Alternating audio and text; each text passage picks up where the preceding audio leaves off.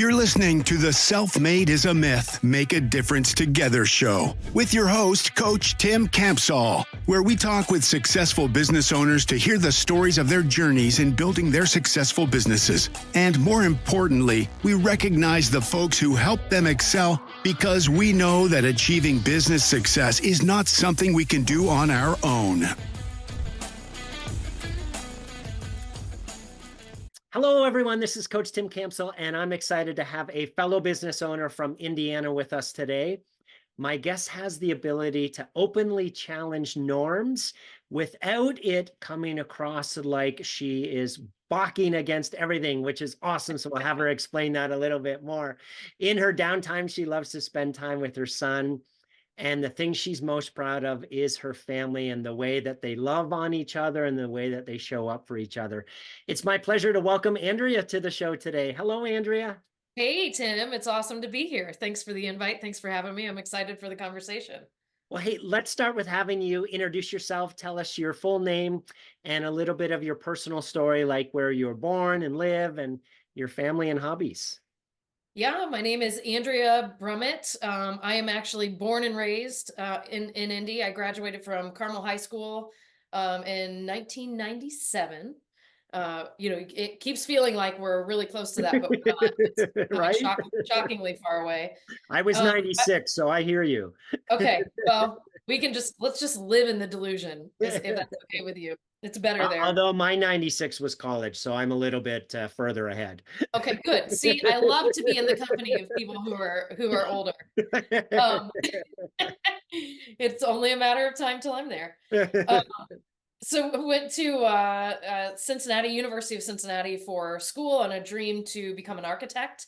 I quickly learned that was going to require way more discipline than I had available to my 18-year-old spirit at that time. So my path began to swerve a little bit more at that time towards interior design and business and bars and the like.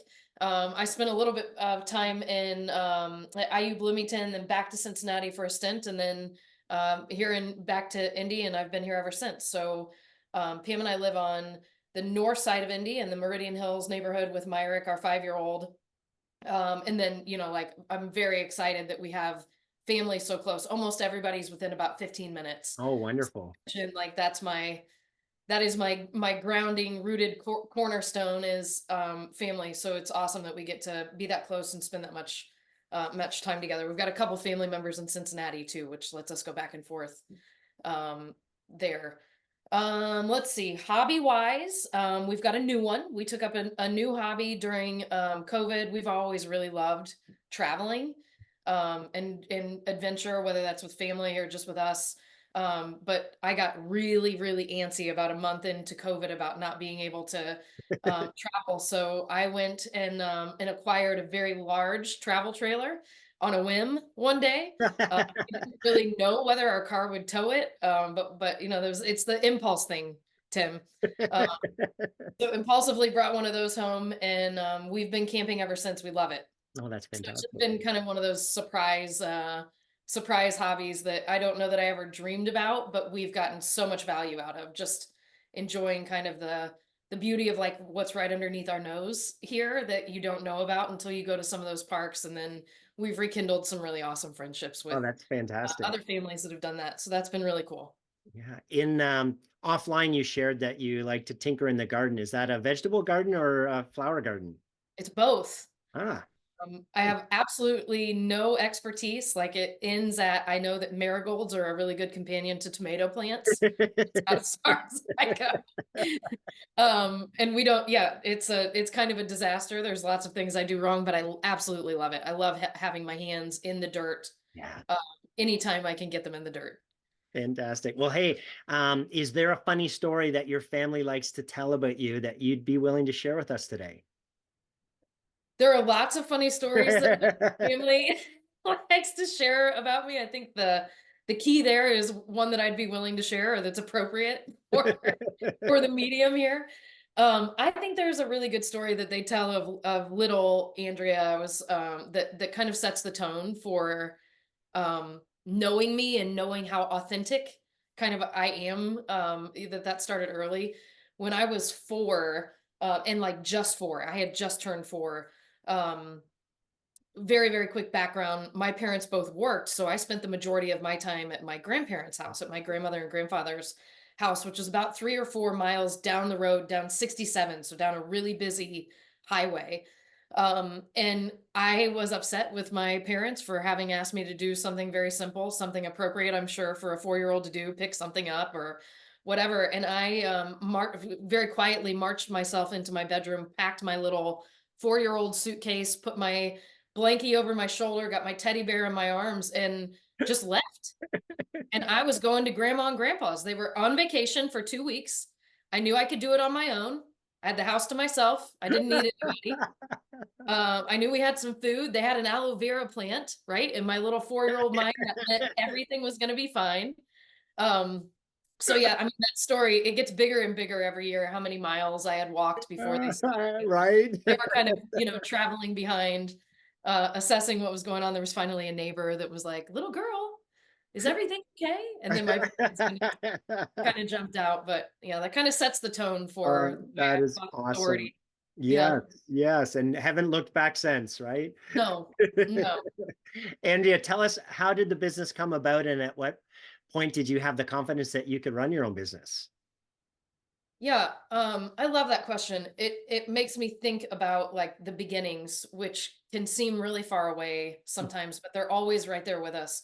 A key part of my story, Tim, is really like the history of entrepreneurs in my family. They were always everywhere, Mhm. on both sides of my family. So it was like it was all I knew growing up. My dad was an entrepreneur. My mom was a really important part of supporting that ecosystem for my dad. My grandparents were entrepreneurs. I've got uncles that were business owners. My sister is a business owner. It's really kind of everywhere. So I don't think there was nothing really that I needed in terms of giving me permission Mhm. to become an entrepreneur. Like all of that scary stuff was kind of already baked into the regular part Yeah. of my life. It was already in my bones. I knew what it was like to experience tremendous success, followed shortly thereafter by, famine and then feast, and then the cycle kind of continuing. So I think the stresses and joys that are associated with being an entrepreneur and business owner are really, you know, to my benefit, all I've really ever known. None of that really seems foreign. I think the when or how I was going to become an entrepreneur was really always a matter of when the opportunity was going to provide its or show itself, provide itself. Uh-huh. And that was just show me a problem that I feel like I can solve. And the first one that I saw was I was in executive recruiting early on in my career, worked for one of my dad's firms. We were really closely associated with both the executive team and the HR team. And it blew my mind how disconnected they were. It blew my mind the way that HR was kind of consistently showing up in organizations and what it felt like they were missing. So it was the first problem I observed that I felt like I had a really good connection to wanting to build a different experience. And at 24 years of age, I say I was young enough, dumb enough, naive enough, and had a big enough ego to go do that and still be around 20 years later. Fantastic. Well, tell us a little bit more about the company. What's the name? What do you guys do? How do you help people? Yeah, so we've got 2 companies that I am actively operating today. The Pabulum Group and reddeHR are both HR firms based out of Indianapolis. We work nationally, but take a lot of pride in calling Indy our home. The Pabulum Group has played a really exciting part of kind of leading the HR evolution for small businesses over the last 20 years. So we've got just an absolutely outstanding, one-of-a-kind HR consulting team serving the full spectrum of fractional HR needs. So everything from like a few hours a month on the HR on demand side, and then kind of everything in between, all the way to operating as the director of HR for businesses on a fractional basis. reddeHR kind of spun out of that model because it required a different employment model. I had to build the team differently. But it ultimately was a service that we were consistently offering in the foundational practices around HR, the stuff that you have to do if you're an employer. You have to run payroll. You typically have to have some sort of a benefit program. You have to be compliant. And it's extraordinarily beneficial these days if you do that on a sound human resource information technology. So we've got 3 technology options that we layer on that fractional team that we literally just take care of all of that foundational piece of HR. Fantastic. And is there a certain size of business that are your ideal clients, or who do you work with? Who can reach out to you? Yeah, sure. I mean, I think for both businesses, we really love being in that small business space. That is for sure where we thrive. It's where we have the most impact, Mm. and the most stories to tell. You know, the most we've seen the most there. We can really have an impact there. So that's really, it's anything from 2 to 250. But where we spend most of our time is that 25 to 125 Mhm. space, give or take a few. Yeah, and we've got, you know, the folks that fall in the 8 to 10 category that are, you can tell quickly, growing into the 25 and above space are a lot of fun to engage with too. There's a lot of good work to be done there. Fantastic. For everyone listening, make sure to check out the companies in the link in the description, and go visit Andrea's LinkedIn and let her know that you watched her interview today. So, Yeah, please. I would love to connect. That'd be awesome. Andrea, share a story where someone pushed you or inspired you that you could do it, even though maybe you weren't sure that you could, and the impact that person had on you. Yeah. So much credit goes to my mom for believing in me in those early years. She was everything from, you know, a mentor to a guide, a bookkeeper, my executive assistant, a coach, my cheerleader.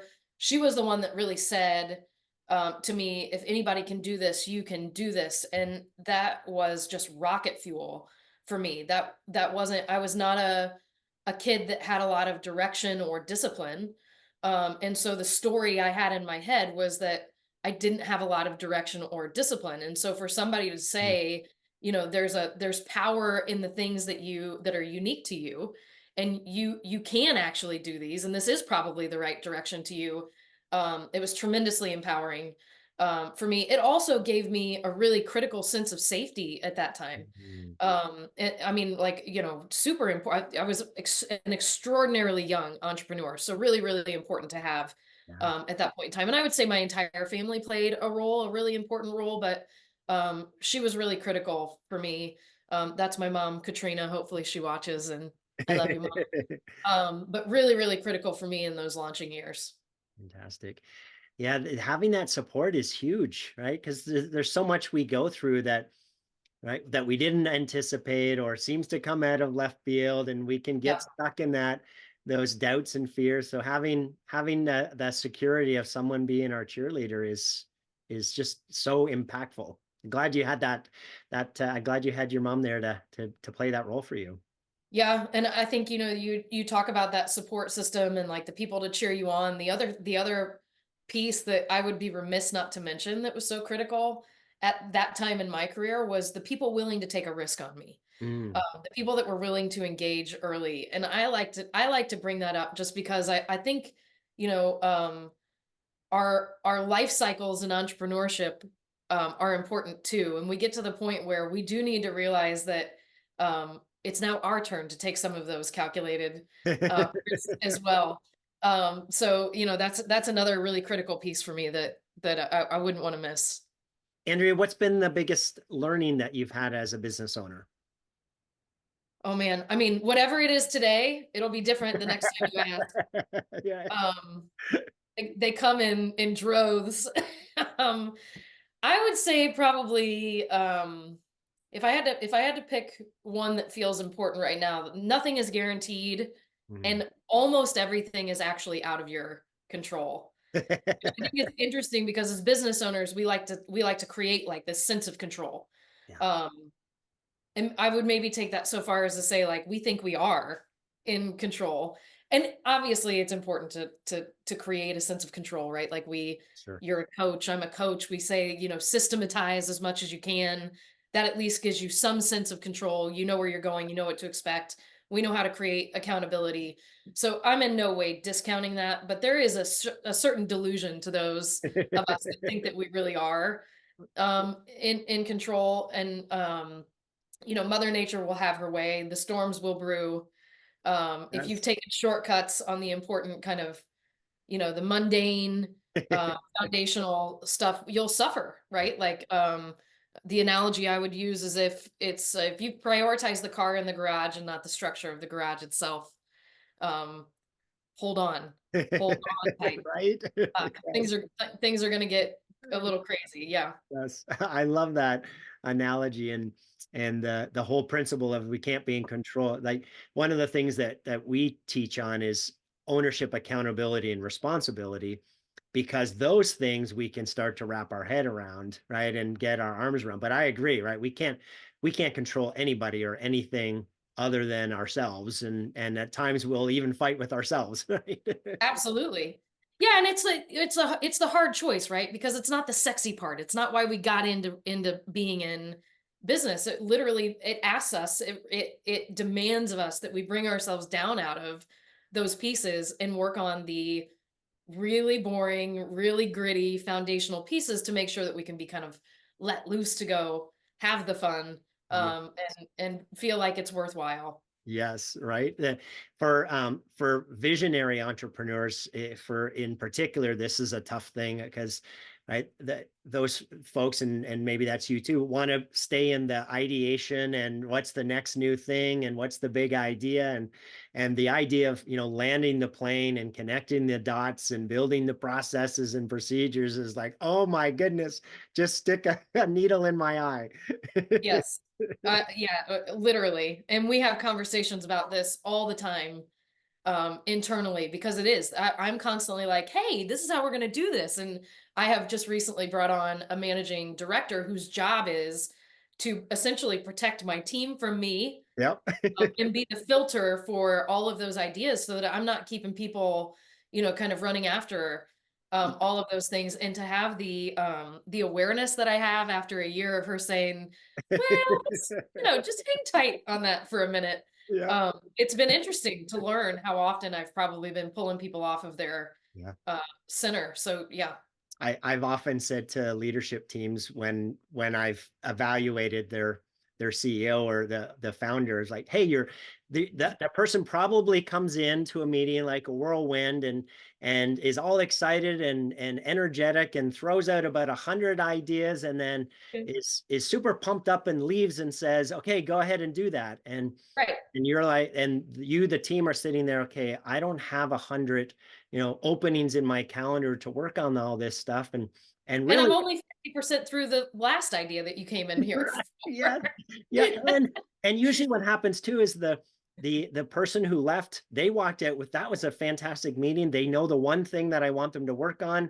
This is awesome. It's going to get done. And it's like one thing, you just shared 100 things. Mhm. So Yeah, that self-awareness is so important, so critical in the journey. and it's awesome that you have that person to be able to do the translation and you feel comfortable with them pushing back and right and monitoring, engaging, right? How much of that stuff actually gets to the team. That's huge. Yeah, Congratulations game changer. on Thank that you. awareness. Yeah. Thank you. So Andrew, we know that business success doesn't happen in isolation. So tell us about one of the biggest challenges you had in building your business and maybe a fellow business owner or a colleague that came alongside you and helped you through that. Tim, I am fresh out of that challenge. We've just emerged from that Fantastic. particular challenge. Yeah, the timing couldn't get better. We've really faced two really important challenges in the last year and a half. One around kind of some talent challenges, and that's been coupled with some lessons in the discipline of defining and sticking to an ideal customer profile. Mm, Um, so it's always been, I think, really important to me to be very discerning about the type of customer that we work with. I think I've learned over and over again, if you're not, you essentially run the risk of handing the reins of your business over mm. to your customers. They can start to kind of, define the direction of your business and tell it where to go. So I've personally had to take some responsibility for misfiring on some customers that had some pretty serious impact on our team. Mm. And when we boil that down, I chose revenue, overseeing the clear signs that they were probably not going to be a good fit for our unique value proposition. So that's been work that I have been really grateful to get clear on, and I'm super excited to kind of move forward with what we know and the work that came out of that. I think I now have enough experience under my belt to know that every single solitary time you misalign with a customer, it is going to come back to bite you in the butt. Yeah. 100% of the time. And yet so hard to say no, isn't it? When you So have hard. that little dollar sign floating right in front of you, and it's just a matter of, well, it's Well, right. they're always your biggest customers too, right? Like Right? it's Yeah. an amount that you're like, we can't say no to this. Yep, of course. Yes. Yep. Yep. Say no to it. And then to your point earlier, right, then we get in a position where the dog is, or the tail's wagging the dog, and like, uh-oh. Well, I'm glad that you were able to navigate through that. That's awesome. How, if you wouldn't mind sharing, what was the process? How did you get yourself to that understanding and be able to get back to a better place? Yeah, I love that you asked that. I mean, I think we really, one, you have to notice that something doesn't feel right, that your team is off kilter. And that takes asking, because they need permission to be able to tell you that and feel like that's safe. Two, listening, truly listening. And three, being really clear with what you're willing to do about it. In our case, we were willing to make whatever move we had to make, up to and including parting ways with those customers, just recognizing the misalignment, being able to graciously uncouple with those clients in a way that was fair, whether it was kind of leading them to that decision or making that decision for them. And then we went into the work of, okay, let's define all of our great clients. What do they look like? We've done avatars, so personality profiles and avatars that kind of define the client, that are stories that we can then tell back to people, so that we're not trying to convince someone necessarily that we're the right fit, but they're identifying with, I am that person. That's me. That's my story. That makes sense to me. Yeah. And there's probably 4 or 5 of them. They're really consistent. Yeah. And I think we've seen that's fairly normal for most business owners in this work. So that's been really, really cool work to do. That's fantastic. You know, the first time we have to fire a customer, it feels a little overwhelming, but almost immediately there tends to be this sense of relief that we made the right decision. Did you guys go through that? We did. And it was, it's not to be taken lightly, because there were people's jobs then on the other line, on the other end of that. So our team had scaled to support that business, and making the decision that we were going to pull back from it for the greater good of the future of the company. That's a tough decision in of itself. And underlying that was that we were going to have to reduce the size of the team. Yeah. I know this is not true for everybody, but for me, those are all human beings that I am authentically in relationship with, that I care about deeply. So I would never take any of those decisions lightly. We navigated it with being as transparent about all of that information as we possibly could. And even then it was still really, really difficult. So I think, somewhere between the misalignment with customers and then having to realign the team, we've learned a ton. Yeah. And then I think, the other thing there, with embedded within that, were also team issues, right? So part of how we got there is that we had also made some negotiations about the way that we were building the team that also had impact on customers. So there was, it's not like the negotiation on what was right or wrong just happened to live in one little yes. business. Yes. I was doing that with some consistency. Again, credit to Anna as the managing director for really kind of grounding that down into its principles of what we had determined and communicated was the right person for us, for a team member and from a customer perspective. These things are never fun and easy, and at the same time they're filled with incredible gifts of learning, and because the business owner path is never linear, right? We're going to make mistakes all the time, and it's really just a matter of learning from those mistakes and becoming better versions of ourselves. And it sounds like that's what you guys have gone through. Is that fair? Yeah, absolutely. Yeah, and learning that there's another lesson that we're actively in right now too, that we just don't have the awareness of. Yeah. Right. Yes. Yeah. We don't know what we don't know, but we will one of these moments. Yeah.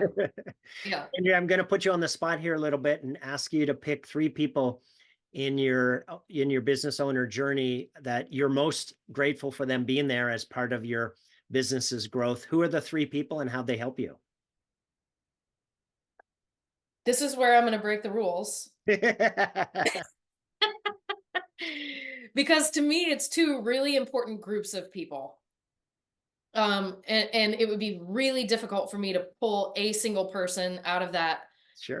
group. I had a CEO forum, peer group early in my career, that some of my best friends came out of. I'm still connected with probably 80% of the people in that group. We are still referring people.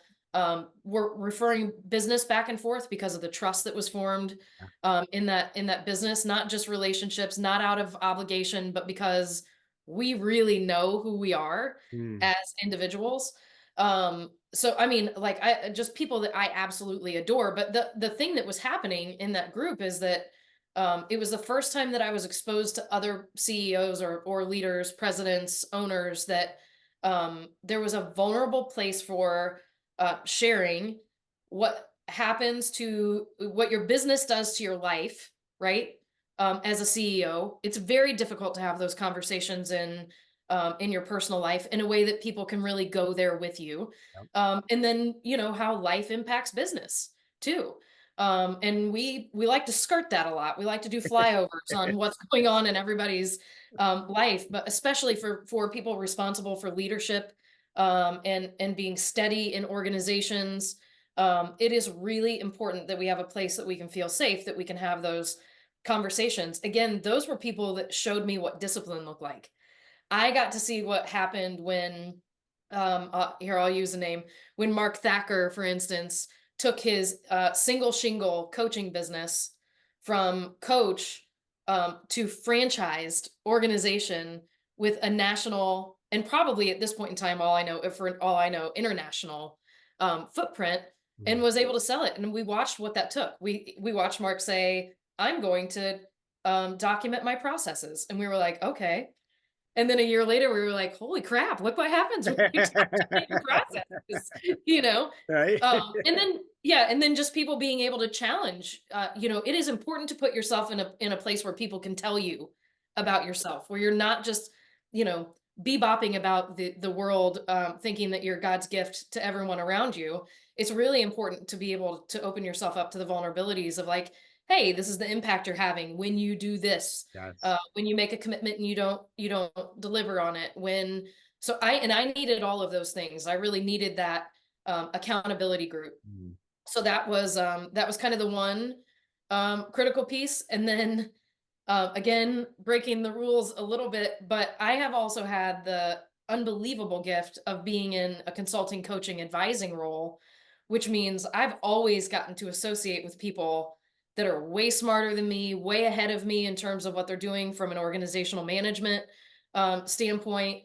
They're already moving leaps and bounds beyond, and then I get to watch their mistakes. I get to watch what works. I get to watch how they play with things, what structures have worked.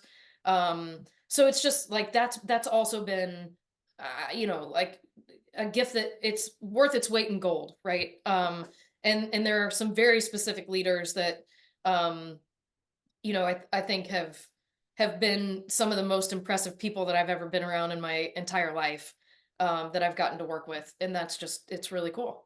That's awesome. So my 3 people is a whole lot of people, Tim. Well, I'll let you off on that this time. Thank you. Andrea, as you think about the next 1 to 3 years, what's the number one priority or challenge that you see in achieving your goals?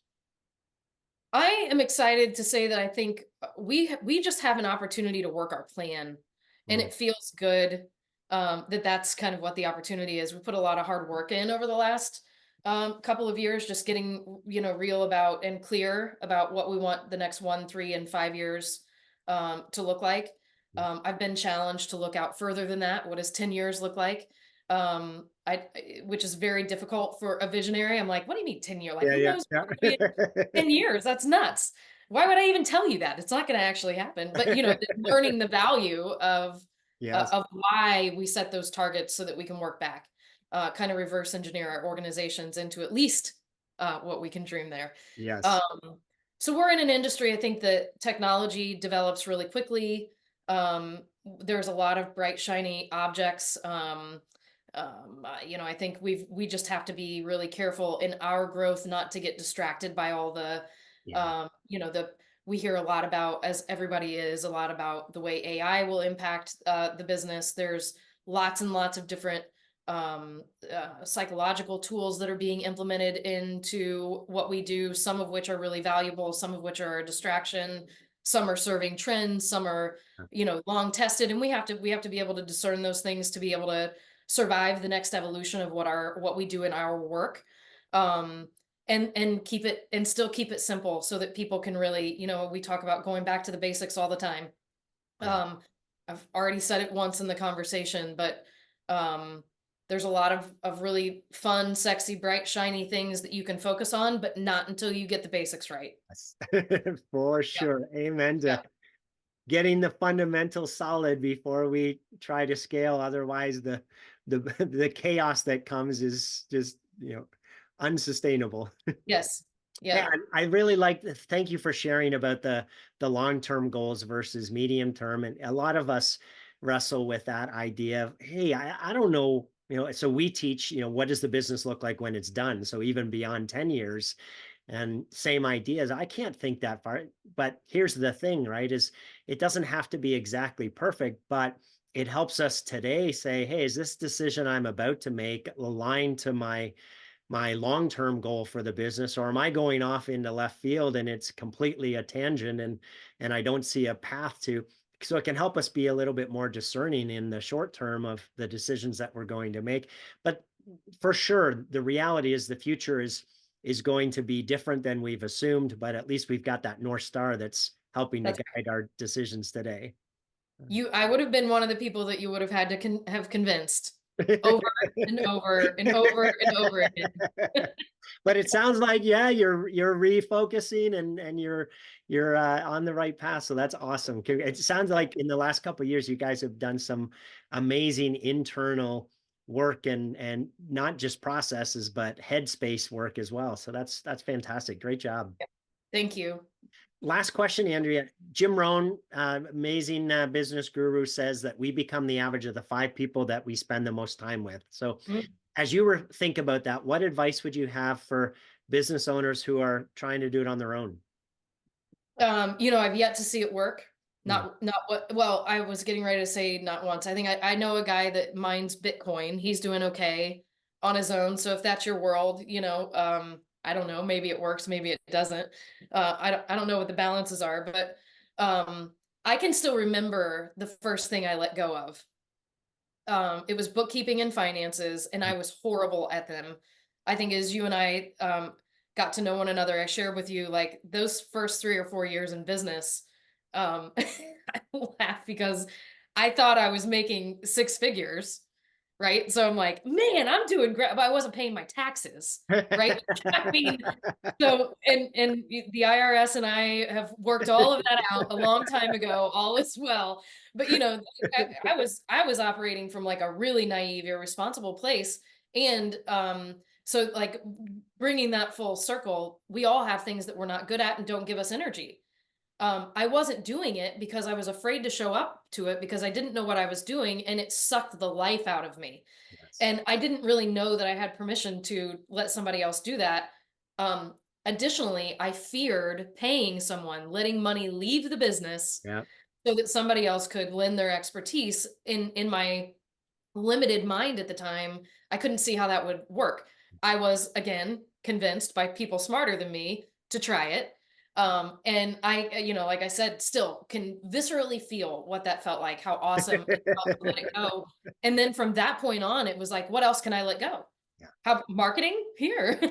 Here's some money, do my marketing. Yes. And so it's kind of, we actually have baked into our annual planning. We do that every single solitary year.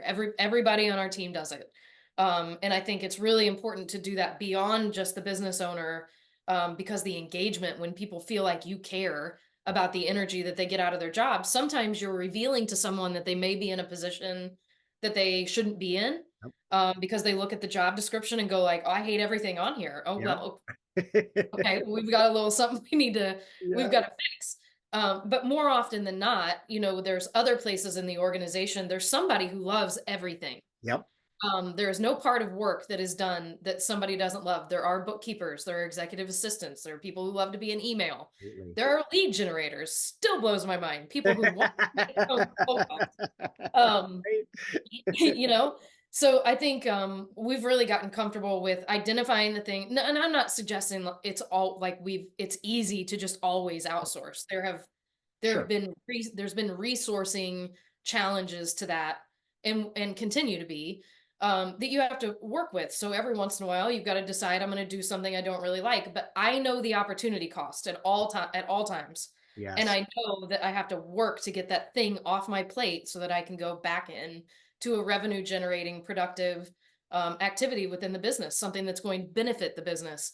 So I think, that surrounding yourself with people who do get energy by the things that you don't, getting those off of your plate. And then the other one that I would say is just, and you said it in Jim Rome's quote, you've got to lean on people to make you better. Build a community of people that are aspirational to you, people who make you want to be the best version of yourself and also expect you to show up Yes. that way, that they'll hold you to it. They'll say like, hey, what's going on here? Or, I've noticed the following, Yeah. um, or you're getting in your own way. The way that they live their life is, is just something that you want to keep up with. It's magnetic, Yes. and it pulls everyone, and having that kind of group professionally, personally, with my family, when you really get there,